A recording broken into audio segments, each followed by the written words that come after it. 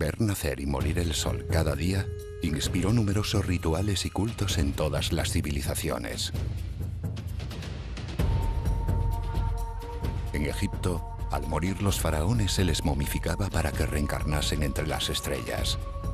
Al fin y al cabo, ellos mismos se consideraban divinidades.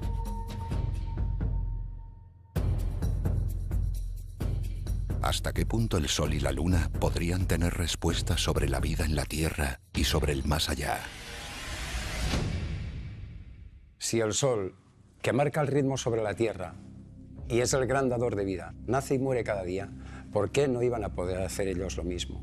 De ahí surgen las ideas de la momificación y de la reencarnación. Con la observación del cielo, nuestros antepasados se dieron cuenta de que todo tenía un ritmo.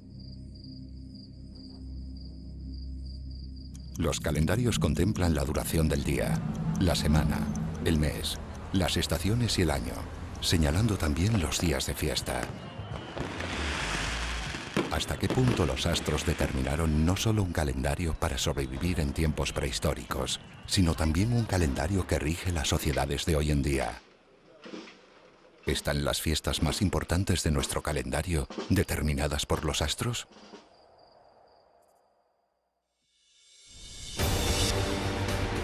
Hemos observado las estrellas durante millones de años. Se han sucedido guerras. Han nacido y han perecido civilizaciones, culturas y religiones. Un mundo cambiante bajo un eterno cielo.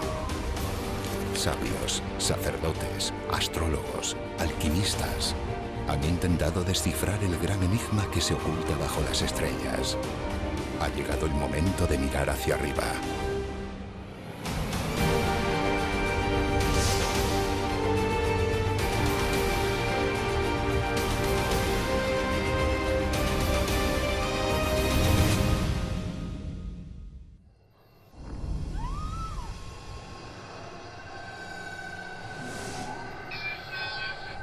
Última noche de octubre. Una horda de zombies, esqueletos y engendros monstruosos pasean por las calles decoradas con calabazas. La muerte protagoniza escenas grotescas y el terror llama a la puerta. Truco o trato. Es la noche de los muertos. El sol marchó temprano y dio paso a la oscuridad de la noche. ¿Qué ocurre entre ese último día de octubre y el 1 de noviembre? Prácticamente en todas las culturas hay una tradición sobre esa vida que hay más allá de la muerte. Y eso es muy importante porque nos da una concepción global en todas las épocas, en todas las culturas, de que la muerte siempre ha sido un renacer. El Xibalbá, por ejemplo, de los mayas, el inframundo, el más allá de los cristianos, el cielo y el infierno, tiene mucho que ver con estos ciclos que no se terminan con la muerte física. La muerte y el más allá siempre han sido motivo de preocupación para todas las culturas, aunque con diferentes enfoques y mitos. El paso entre la vida y la muerte es un gran enigma que ha generado infinitos cultos. En todas las culturas del mundo, la gente se plantea qué pasa después de la muerte. ¿Sigue esto o no sigue? De ahí que ya dentro de cada cultura, dentro de cada religión, se haya optado por fórmulas diferentes, pero en el fondo muy parecidas. Las almas iban emigrando de ser vivo en ser vivo, que es algo muy parecido a la reencarnación en definitiva. Y ese concepto de karma, que está también estrechamente emparentado con la idea oriental de la reencarnación, bueno, al fin y al cabo es lo mismo que nos viene a decir el cristianismo, es te condenas o te vas al cielo o te vas al infierno según hayan sido tus obras, según hayas pecado o no hayas pecado. La conexión entre esta vida y el más allá siempre ha sido motivo de preocupación y parece basarse en la necesidad de buscar protección y seguridad a través de los dioses. Sin embargo, nuestro calendario también tiene una fecha especial que nos recuerda todas estas creencias. El Día de Todos los Santos se celebra el 1 de noviembre, como una forma de rendir culto a los muertos.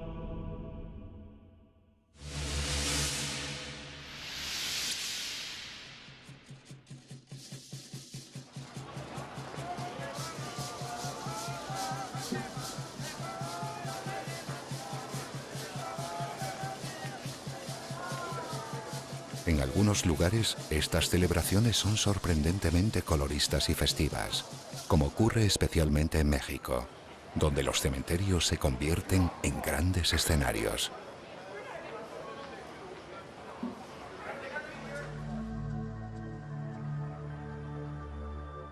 A mitad del siglo VIII, la Iglesia Católica la hizo oficial en Francia. Cada vez se extendió más, hasta que el Papa Sixto IV la declaró obligatoria en 1475. ¿Tiene la festividad de Todos los Santos precedentes paganos? ¿Estaba copiando la Iglesia antiguos mitos de otras culturas que veneraban ese fino velo entre la vida y la muerte?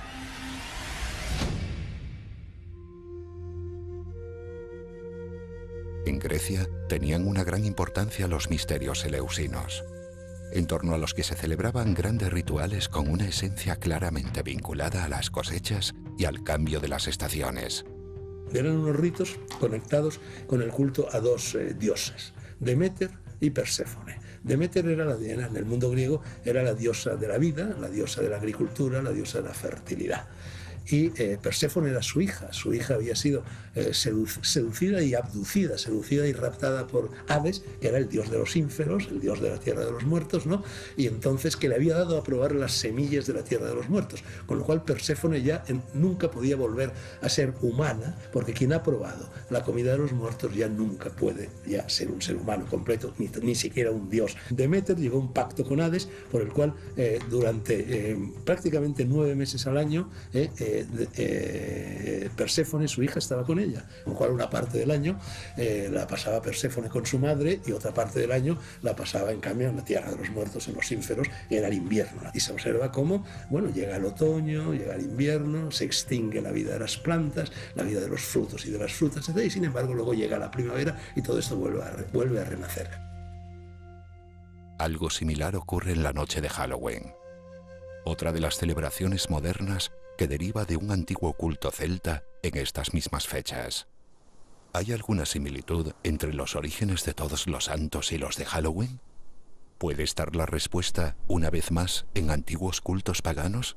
El Halloween lo que intenta es cristianizar algo que se venía produciendo y que tenía que ver mucho con el ciclo solar de los celtas, es decir, el día del Samaín es cuando termina su ciclo, un ciclo solar para empezar otro. El 1 de noviembre es el inicio de un nuevo ciclo agrícola, y también lo que se intenta es conmemorar una fiesta donde todos los mártires anónimos que no tenían un nombre y que sobre todo murieron a partir del siglo IV, les tenía que hacer una fiesta universal. Y esa fiesta universal se concretó en dos. Por una parte, el Día de Todos los Santos, que se dijo que fuera el 1 de noviembre, para solapar esa fiesta pagana que era el Samhain, y el Día de Todos los Difuntos, que es el 2 de noviembre.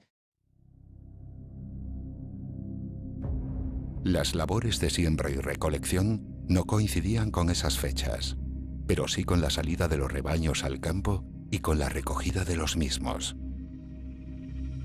Tras pasar medio año en las montañas, los pastores volvían a casa con sus animales para resguardarse.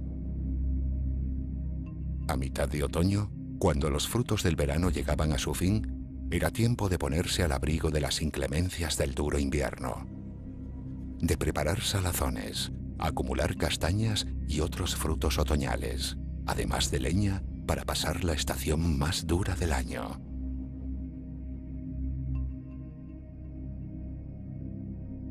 Los árboles de hojas caducas ya se habían quedado desnudos, mientras llegaban los primeros fríos e incluso las primeras nieves del invierno. ¿Qué podía significar ese tiempo de recogimiento e incertidumbre para el espíritu? Eso suponía un momento crucial de cambio y, por tanto, una gran oportunidad para revisar el pasado y también para otear el futuro. Por eso, para los celtas era un momento clave para consultar las runas. ¿Será casualidad que tanto el Día de Todos los Santos como Halloween se celebren cada año cuando el Sol transita el misterioso y profundo signo de Escorpio? En astrología, Escorpio es el signo que rige el más allá, es decir, la división entre el mundo de los vivos y el mundo de los muertos. Se asocia con la mítica ave fénix y, por tanto, con la muerte y la resurrección.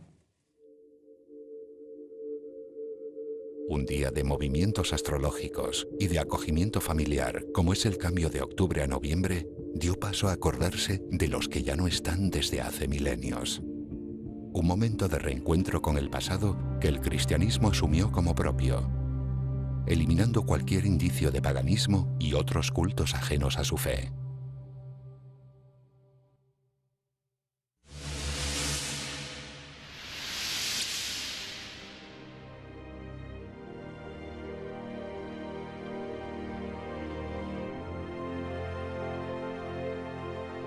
Málaga, primavera. Estamos en Semana Santa asistiendo a la pasión y muerte de Jesús, que vuelve a la vida 3 días después de morir en la cruz. Millones de fieles lloran la muerte de su Salvador. La luna llena presencia desde un palco privilegiado esta gran puesta en escena. Durante miles de años, el ser humano ha rendido tributo así a su Dios.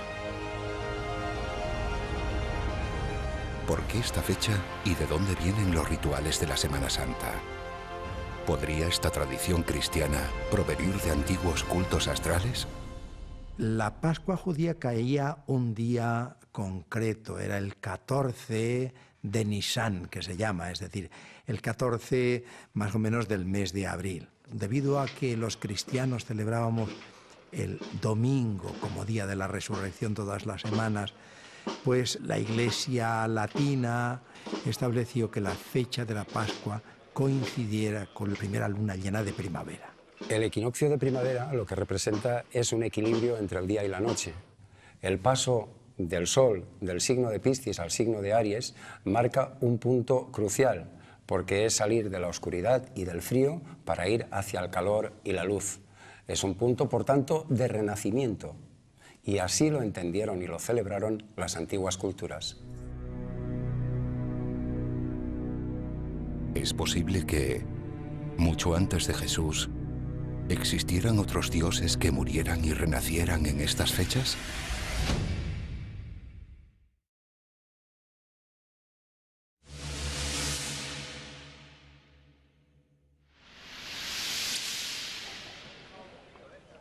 Ya en el tercer milenio antes de Cristo, se celebraba en Mesopotamia la festividad de Akitu 2 veces al año, en primavera y otoño, coincidiendo con la siembra y la siega de la cebada, a la que se refiere la propia palabra Akitu. Y luego también tenía que ver con el paso por el inframundo de Marduk. Él está durante 3 días allí hasta que vuelve otra vez a aflorar a la superficie, lo cual ese simbolismo del día 3 en el que estás en el mundo de los muertos y vuelves al mundo de los vivos está muy relacionado también con toda la hierofanía cristiana. Así que estaríamos hablando de una fiesta antigua mesopotámica que lo celebraban los babilonios y los sumerios y siempre asociado con la cebada y con el dios Marduk que vence a la oscuridad, representado, simbolizado por el dios Tiamat.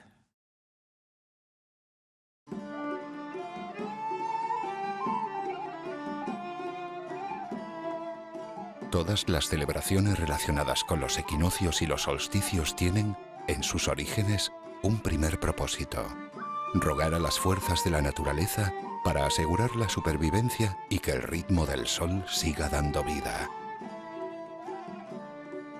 Por eso nuestros ancestros hacían invocaciones y rituales para pedir protección, además de fertilidad y abundancia en las cosechas. Su vida y su muerte estaba orientada por la luz de los equinoccios y los solsticios, como demuestran los antiguos constructores de lugares sagrados, que buscaban la bendición de los rayos solares en momentos cósmicos muy importantes. Es el caso de la Sinagoga del Agua en Úbeda, donde un haz de luz ilumina la mikvé durante el solsticio de verano, un espacio en el que se realizaban los baños de purificación.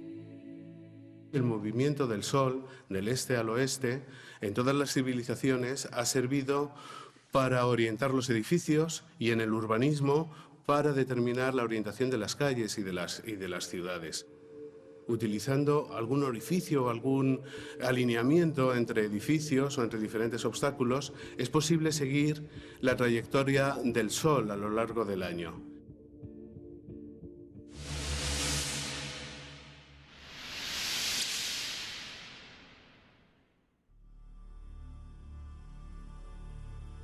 Antequera, una bella localidad de Málaga, cuenta con 3 espectaculares dólmenes. Viera es uno de ellos. Está orientado hacia la salida del sol del equinoccio de otoño. Los estudiosos suponen que era para inundar de luz y de vida a los muertos, como un ritual de renacimiento. La búsqueda de esa luz especial y de esa adoración al fuego sigue viva. Una búsqueda que pervive en la memoria colectiva y se recuerda de diferentes maneras con rituales y celebraciones a lo largo de todo el mundo. En esas posiciones, el eje de la Tierra está situado de manera perpendicular a los rayos de sol. La duración del día y de la noche es exactamente la misma en todos los puntos del globo y de ahí procede el término equinoccio, que significa noche igual.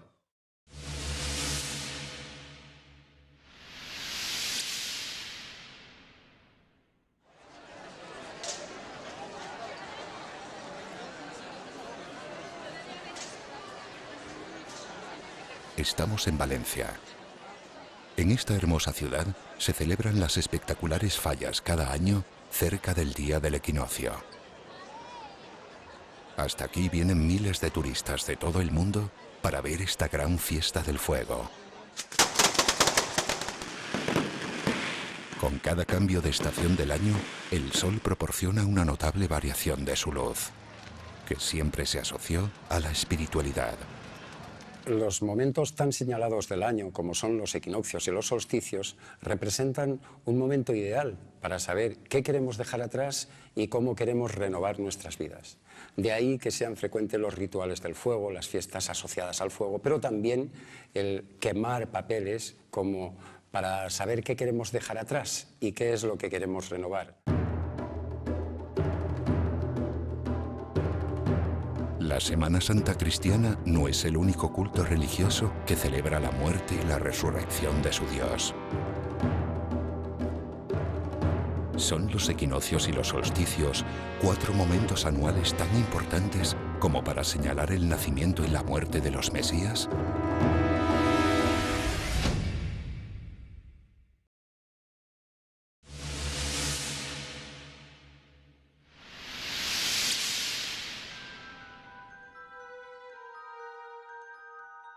Belén, 25 de diciembre del año 1. El nacimiento de Jesús, anunciado por la famosa estrella de Belén y los Reyes Magos de Oriente, cambió radicalmente el curso de la historia. Es una fecha que constituye una de las celebraciones más importantes cada año en todo el mundo.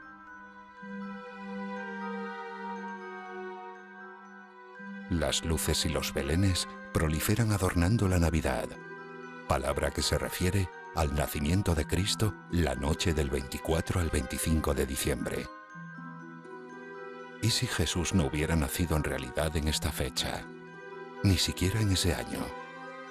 Y si no celebramos el nacimiento de Jesús, ¿qué celebramos entonces? La propia Iglesia admite que no pudo haber nacido un 25 de diciembre, pero el 25 de diciembre está muy relacionado con el solsticio de invierno, con los cultos a los dioses solares, etc. Los evangelios, que son los que hablan del nacimiento de Cristo, más expresamente no se refieren a la fecha, ni si era en invierno, ni si era en verano, simplemente dicen que habiendo nacido Jesús en Belén de Judea, San Mateo, y San Lucas lo vincula a un edicto que salió del emperador, pero no dice nada de la época del año ni de la fecha concreta. Mucho antes de los tiempos de Jesús, en estas fechas se hacían celebraciones en honor a Mitra, un dios que personificaba el Sol Invictus, es decir, el Sol Invencible. ¿Hasta qué punto el mitraísmo pudo haber sido un precedente del nacimiento de Jesús en estas fechas? Es evidente que hay una religión primordial, que hay una religión anterior a todas las religiones y común prácticamente a todos los pueblos de la tierra, de la cual van surgiendo distintas variedades religiosas, pero todas en el fondo nos están diciendo lo mismo, que es esa contemplación inicial de la naturaleza y del milagro de la naturaleza que siempre se regenera.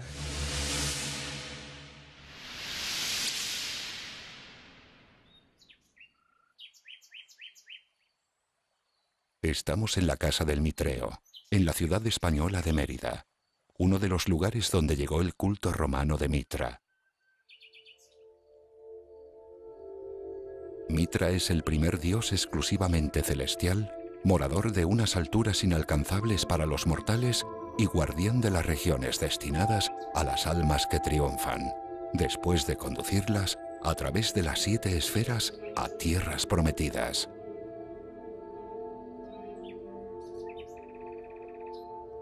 Los romanos destacados en Asia llevarían este culto mitraico al Imperio Romano, donde arraigó con fuerza. En honor a Mitra, se celebraba la festividad del Sol Invictus el 25 de diciembre al terminar las Saturnales. ¿Qué eran las Saturnales y qué motivo tenían? Las Saturnales, celebradas en honor al dios Saturno, a un dios agrícola, a un dios también de muerte y renacimiento, se hacían desde el 17 hasta el 23 de diciembre. Entonces eso coincidía más o menos con ese solsticio de invierno, y luego es cuando el 25 de diciembre se hacían otras fiestas en honor a Mitra o al Sol Invictus. Pero las Saturnales eran fiestas donde se juntaban un poco los carnavales con fiestas religiosas, con banquetes, donde había una subversión de los valores, donde incluso los esclavos podían adoptar el rol de los dueños o de sus amos. Y todo eso generó, por una parte, un cierto desmadre, pero por otra parte, esa sensación de que se terminaba un ciclo. También ese ciclo agrícola muy importante en las fiestas astronómicas. Hay autores que consideran que las Saturnales son, por una parte, los antecedentes de los carnavales y, por otra parte, serían los antecedentes de esas fiestas que luego se cristianizan con el nombre de Navidad. ¿Qué tienen de especial estas fechas para que se celebre el nacimiento de Jesús y otros dioses o mesías?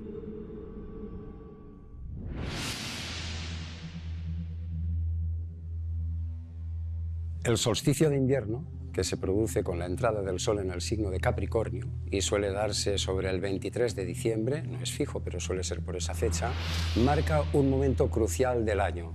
Es cuando, visto desde la Tierra, el Sol llega al punto más bajo de su trayectoria. A partir de ahí, el Sol empieza su camino de ascenso y también el día empieza a tener más luz. Por lo tanto, tenemos dos elementos claramente asociados a la espiritualidad: la ascensión, camino hacia arriba, y la luz. De ahí que al solsticio de invierno, a la entrada del Sol en el signo de Capricornio, se le conozca como la puerta de los dioses. Es normal que muchas de las deidades del pasado digan que sus dioses nacieron precisamente en estas fechas, porque la puerta de los dioses representa el punto más espiritual del año.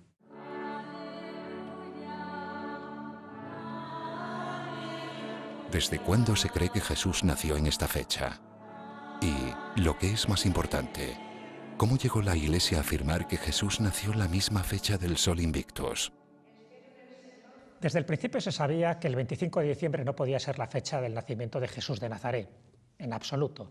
¿Por qué? Sencillamente acudiendo a los evangelios, acudiendo a San Lucas, por ejemplo, se sabe que los pastores estaban cuidando a sus ovejas en el relente de la noche, por lo tanto no podía ser una fecha de invierno, que en aquellas épocas y ahora en Palestina pues hacía un frío bastante considerable.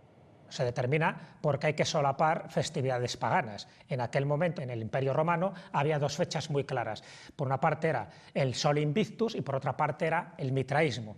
Las dos se celebraban ese 25 de diciembre, conmemorando el solsticio de invierno, conmemorando el inicio en el signo de Capricornio, pero también conmemorando el renacimiento del Sol. En la Sagrada Escritura, en la Biblia, se dice que Jesús es el sol que nace de lo alto.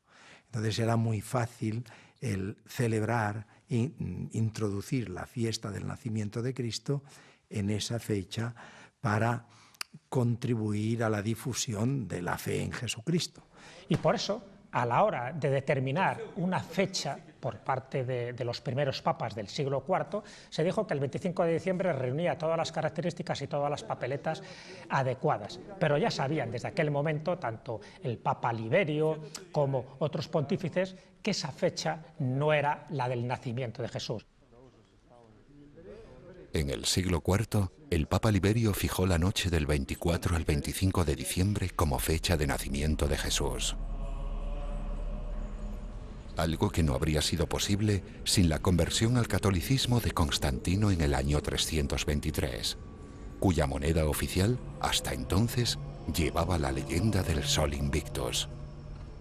A mitad del siglo IV, la Iglesia Católica vio la oportunidad no solo de instaurar una fecha, sino de erradicar el arraigado culto solar al mismo tiempo, sustituyendo las Saturnales por el nuevo culto. No es ningún misterio para nadie que el cristianismo se apropió de viejos cultos paganos, les remozó, les dio su toque, su distinción, y aquello con lo que no podía, pues lo anatemizó. La religión del Sol Invictus continuó hasta ser abolida por decreto por el emperador Teodosio en el año 380, mediante el Edicto de Tesalónica, donde se estableció que la única religión del Estado era el cristianismo. Cabe preguntarse qué habría pasado si Constantino y Teodosio no hubieran tomado tan trascendentales decisiones. ¿Sería descabellado pensar que en la actualidad seríamos mitraicos en vez de cristianos?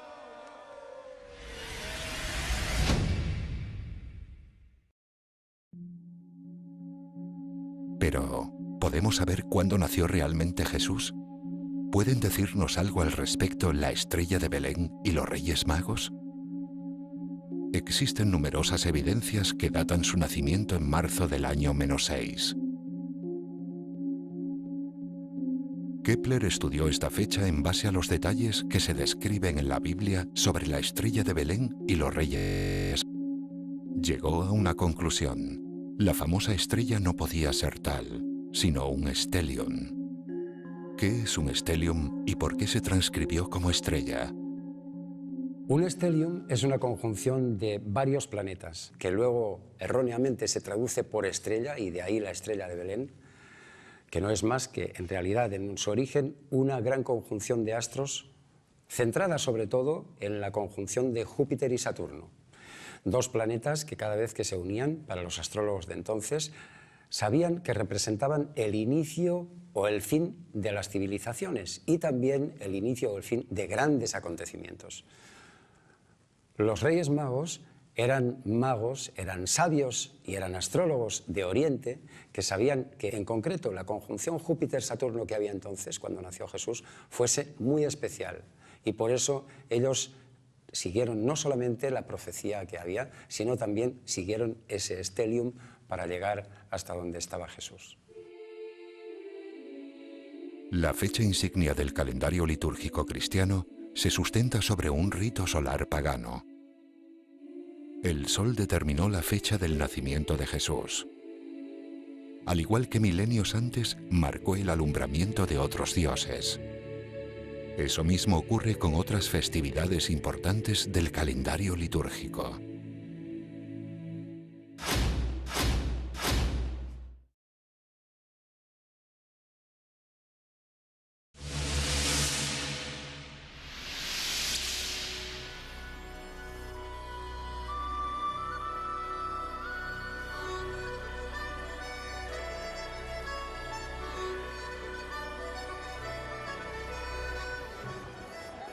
Galicia, noche del 23 de junio. Multitud de hogueras apagan la luz de las estrellas. Es la noche de San Juan. El fuego es el protagonista y cientos de personas se reúnen en torno a él. ¿Qué relación puede haber entre San Juan Bautista y el fuego de una hoguera? ¿Estamos otra vez ante la adaptación de un antiguo rito pagano? Las coincidencias no pueden ser cosa del azar. La razón es bien sencilla. Deriva de los antiguos cultos a los solsticios, solsticio de verano y solsticio de invierno.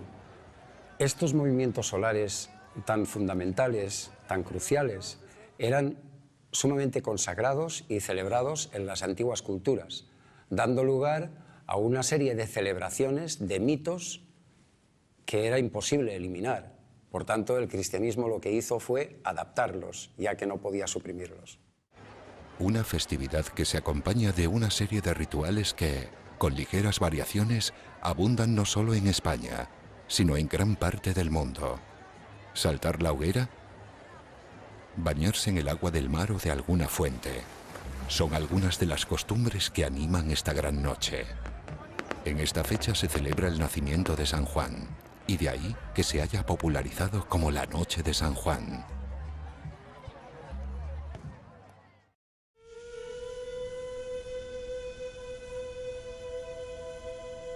Según el Evangelio de San Lucas, María, la madre de Jesús, fue a visitar unos días después de la Anunciación a Isabel, madre de Juan, que se hallaba en el 6º mes de embarazo. De modo que, por una deducción simple, si Jesús nació el 24 de diciembre, San Juan debió nacer 6 meses antes, un 24 de junio. Seguramente, casi con toda certeza, Jesús no nace el 24 de diciembre y San Juan ni siquiera simplemente se llevaba 6 meses, ni nace el 21, 22, 23 de junio. Entonces, si se les ha colocado ahí es por algo. Ojo, a ellos y a todos los santos que se les coloca en un momento. Véase San Lorenzo el 10 de agosto, véase San Martín el 11 de noviembre, es por algo. ¿Y por qué es? Pues porque en ese momento del año, desde el punto de vista agrario y por lo tanto desde el punto de vista de los cielos y de los astros, está ocurriendo algo que despierta una espiritualidad, que despierta un conocimiento, que despierta una facultad de adquirir algún tipo de beneficio mental, espiritual, emocional, vinculado con ese momento del año y al que podemos atribuir ese santo. La Iglesia quiso sacralizar a su manera esta importante fiesta cercana al solsticio de verano, del mismo modo que había hecho al atribuir el nacimiento de Jesús al solsticio de invierno. La figura de San Juan, vinculada con Cristo, es una figura muy interesante. Mitológicamente responde al arquetipo de los dioscuros, ¿no? Castor, Pollux, los gemelos divinos, etc. Aquellos que son lo mismo pero en manifestación opuesta, ¿no? Uno mortal y el otro divino, pero que se complementan y que en un proceso importante, durante un momento importante, se tienen que manifestar como opuestos para después desvelarse como una única cosa, ¿no? Entonces ese San Juan que nace y que sabe que cumple su función, pero que su función es decaer. Es cuando el Sol alcanza el punto más alto de su trayectoria visto desde la Tierra y, aparentemente, hace un alto en el camino para luego empezar su descenso. Se produce un salto del Sol. El Sol, visto desde la Tierra, llega al punto más alto de su trayectoria y a partir de ahí desciende. De ahí viene la tradición de saltar la hoguera. Es como el Sol da un salto, el Sol es la luz, el Sol es el fuego. Cuando saltamos una hoguera en San Juan, estamos imitando el movimiento del astro rey. Una vez más, estamos haciendo magia por analogía, es decir, por imitación. Es un momento mágico del año, que simboliza el tiempo de quemar todo lo que ya no sirve y librarse así de las malas energías o de pesadas cargas. Cuanto más ligeros, más fácilmente andaremos el camino. El fuego purificador arrasará todo aquello que ya no se desea, dejando espacio así para lo nuevo que tenga que venir. Los rituales del fuego y el agua se combinan en lo que actualmente se conoce como la fiesta de San Juan.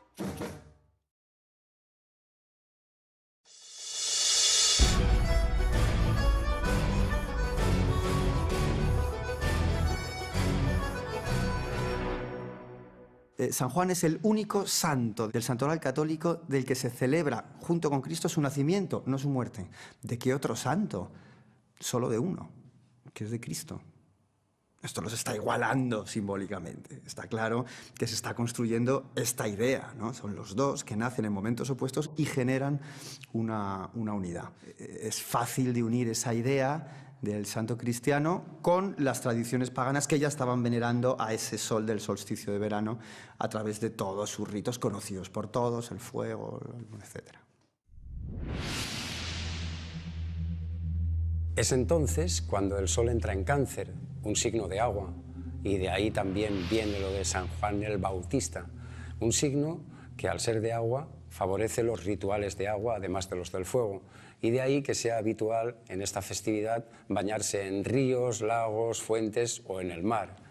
Mejor desnudos, porque como todo solsticio o como toda celebración solsticial representa un renacimiento.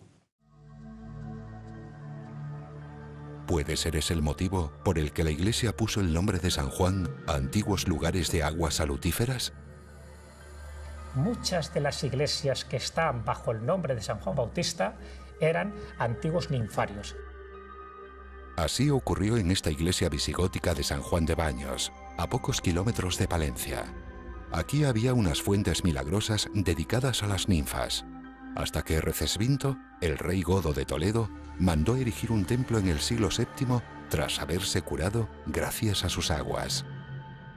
Cuenta la leyenda, que en este caso tiene muchos visos históricos, que en el año 661 él tenía una afección renal, pasa por allá, él se había enterado de que esas aguas tenían unos poderes terapéuticos, bebe el agua y se cura. Entonces, claro, al curarse, dice, pues ya está, voy a construir aquí una iglesia, que menos, ¿no?, que para agradecer, en lugar de una votiva, como hubiera hecho un romano, un patricio romano, en este caso, como era todo un rey godo, pues se queda muy ancho construyendo una iglesia visigoda.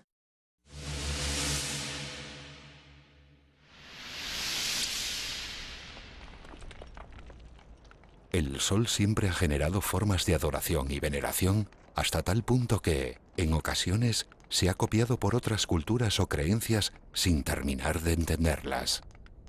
En el Egipto antiguo, el Egipto milenario, el sol, Ra, ocupa un espacio absolutamente primordial. Ese culto al sol, ese culto a Ra, tenía también su propio Vaticano. Ese lugar sagrado, ese lugar de culto, era una ciudad dedicada expresamente a cultivar esa presencia cósmica, que estaba en el actual barrio de Heliópolis, en el Cairo.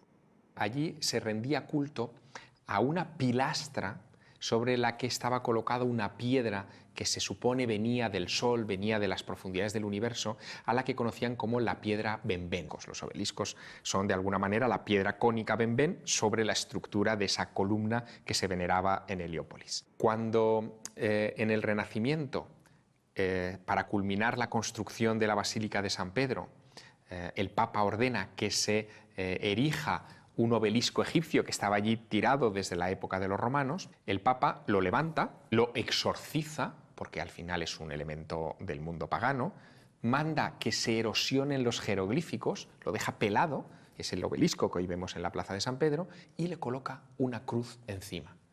Lo que no sabía ese papa, después de exorcizarlo y de condenarlo para que no fuera un símbolo del paganismo en el centro de la cristiandad, lo que no sabía es que en el antiguo Egipto el jeroglífico para referirse a Heliópolis, a ese lugar de culto solar, era una punta de obelisco con una cruz encima. De alguna manera, sin quererlo, simbólicamente, estaba reproduciendo el gran jeroglífico a tamaño natural, a tamaño gigante, de la ciudad del sol, del culto solar por excelencia, en el centro de una religión solar como es el cristianismo. El propio símbolo del sol parece tener un profundo significado. El sol como dador y gestionador de la vida no podía tener otra representación que el círculo de la inmortalidad y el centro de la unidad, ¿no? De tal manera que ya no es solo el ser trascendente, sino que es el ser trascendente manifestado. Desde que el hombre es hombre, ¿no? Detecta que mirando para arriba esos movimientos son inmortales, son imperecederos, son cíclicos y el hombre se muere, pero eso sigue ahí y su trayectoria es circular y su forma es circular, los astros son circulares, con lo cual los inmortales son círculos. Si existe una representación coherente, sólida, rotunda de cómo se tiene que representar el sol, no es un circulito con palitos radiales, no, es un círculo con un punto en el centro. La noche de San Juan, el solsticio de verano, es otro ejemplo de cómo los ritos solares han evolucionado a lo largo de los siglos. Fichas mágicas que llevan años señaladas en nuestros calendarios. El ser humano quiso simular al sol saltando una hoguera desprendiéndose de sus cargas y de sus penas. La Iglesia situó en ese día el nacimiento del Bautista, quien libraba del pecado original a través de un baño ritual.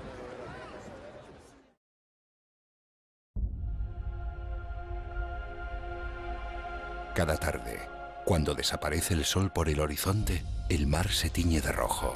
¿Volveremos a verlo? El sol, la luna y los astros, desde tiempo inmemorial, eran relojes cósmicos que marcaban los tiempos a través de una muerte y renacimiento constantes, apareciendo y desapareciendo de la vista como por arte de magia. Los ritmos del cosmos marcaban un orden en la vida sobre la Tierra. El calor, el frío, las horas de luz y de oscuridad, las migraciones de las aves, la caza, la pesca, la prosperidad de las cosechas. Los cultos solares surgieron por necesidad de supervivencia. Las festividades solares de la antigüedad suponían un canto a la vida y una solicitud de protección y abundancia al universo. Dieron lugar a las primeras religiones astrales, de las que derivaron casi todas las demás. Las fechas más importantes del calendario litúrgico cristiano coinciden con momentos astrales. El Día de Todos los Santos y el ocaso de la vida otoñal. La primavera y la resurrección de Cristo. Su nacimiento y el sol invictus. O la noche de San Juan con la llegada del astro rey a su cenit. Nadie podía borrar esos cultos mientras el sol y la luna siguiesen su curso y la naturaleza danzase a su ritmo. Lo máximo que se podía hacer era cambiarles el nombre.